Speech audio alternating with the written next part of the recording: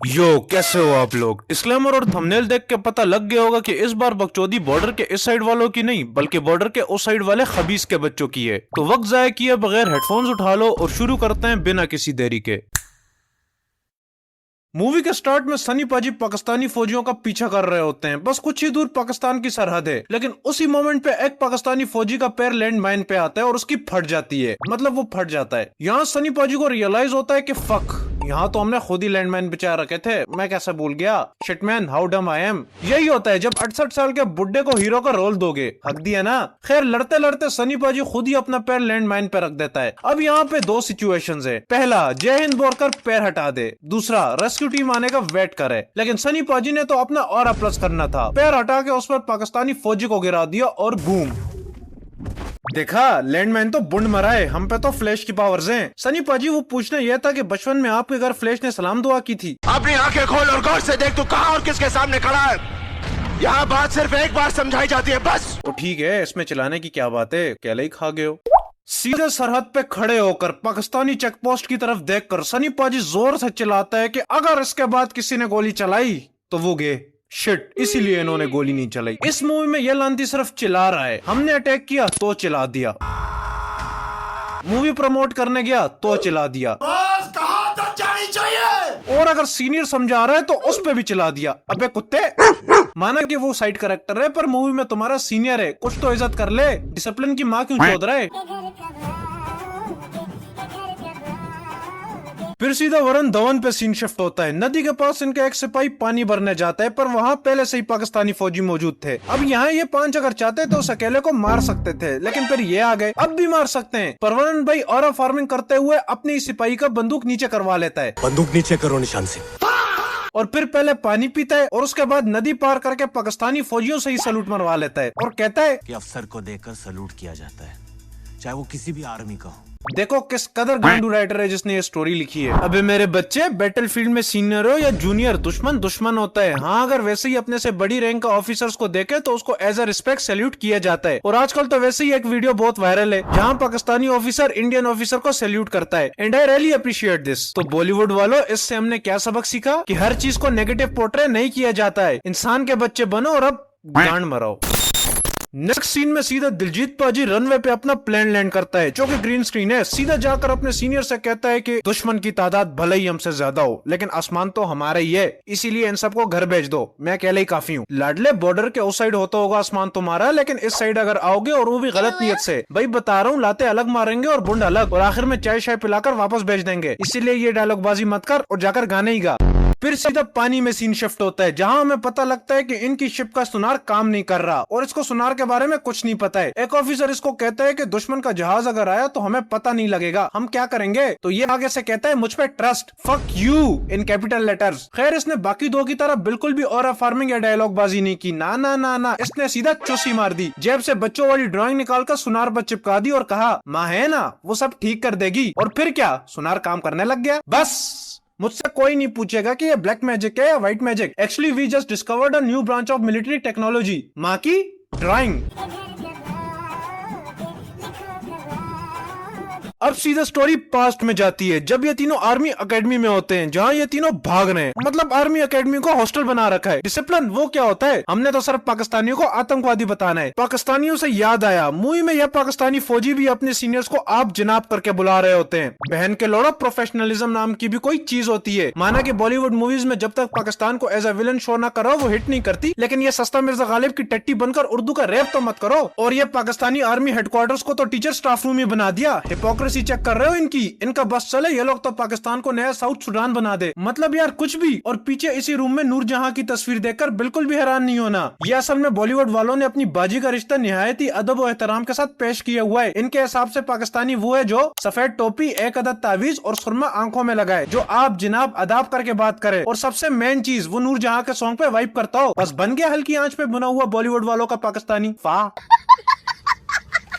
खैर back to the movie, जहाँ ये लोग भाग रहे होते हैं क्योंकि वरुण और दिलजीत की आपस में नोकझोंक होती है। एक कहता है मैं जीतूंगा तो दूसरा कहता है मैं जीतूंगा, और बकते बकते सनी लियोन मतलब देओल के सामने आ जाते हैं। वो पहले इनको घूरता है और फिर इनको पनिशमेंट दे देता है भागने की, मतलब भागने की पनिशमेंट भागना। वाह रे लांतियों। अब भागते भागते बीच में गाना आ जाता है जहाँ ये लोग नाच भी लेते हैं। ओ यस फौजी को बेस्ट पसंद है, आहा आहा आहा। बस नेक्स्ट सीन प्लीज।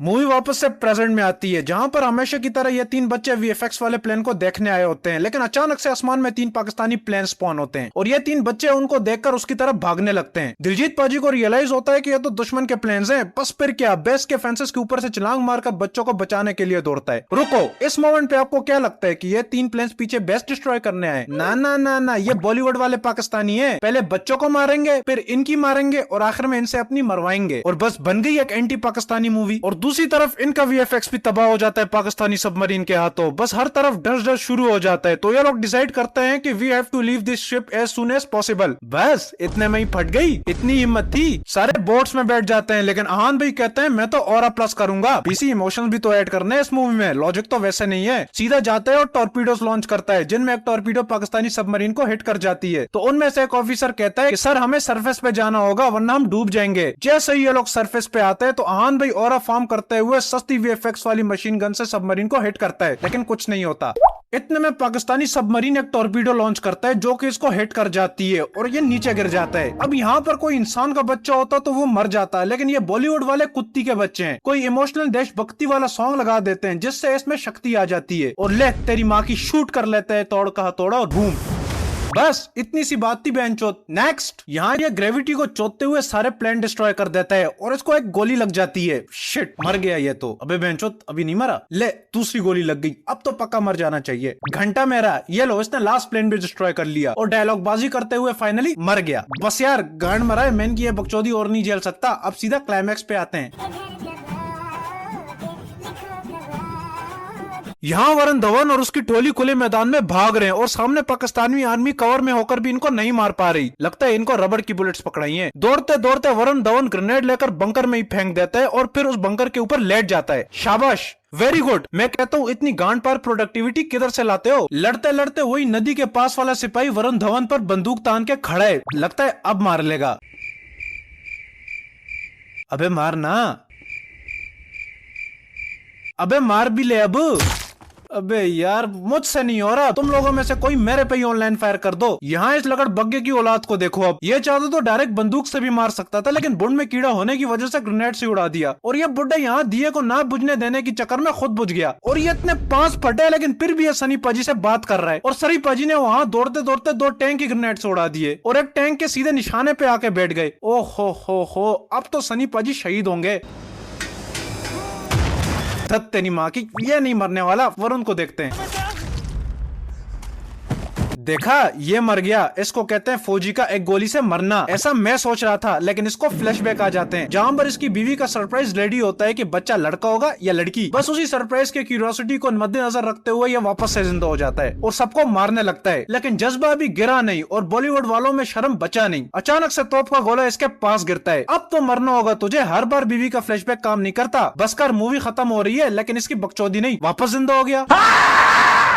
लेकिन अब मजा आएगा क्योंकि अब हमारी पूरी आर्मी आ गई है, 3-4 टैंक भी है। अब इनको मजा चकाएंगे। अब बोलना, अब तुझे पता लगेगा रियल पाकिस्तान की पावर। ये क्या था सनी पाजी? What the fuck is this? कहीं तो जीतने दो यार। और व्हाट काइंड ऑफ बजूका यू है? भोसड़ी के बजूका टच करते ही एक्सप्लोड हो जाता है, लेकिन इसने तो पहले सर फोड़ा और उसके बाद पीछे खड़े टैंक को ही तबाह कर दिया। और ये बजूका बिना रिलोड किए कैसे फायर कर रहे हो भाईजान? वो बजूका है, आपकी ममा का मशीन गन नहीं जो दरादर फायर मार रहे हो। और ये वाहिद फौजी है जो बजूका फायर करते वक्त भी चिल्लाता है।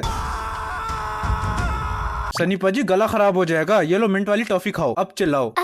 What the fuck? Sunny Deol में सनी लियोन। पाजी गंदी आवाज है नहीं, please, it's a family friendly roast video. खैर एंड में अचानक से सनी पाजी की आर्मी स्पॉन हो जाती है और ये दोनों साजिद माजिद बनकर पूरी बॉलीवुड वाली पाकिस्तानी आर्मी को तबाह कर देते हैं। और ये तो मैंने देखा ही नहीं, इसको दूर हटाओ, डर के मारे मेरी फटके 4 हो रही है। सस्ता वीएफएक्स।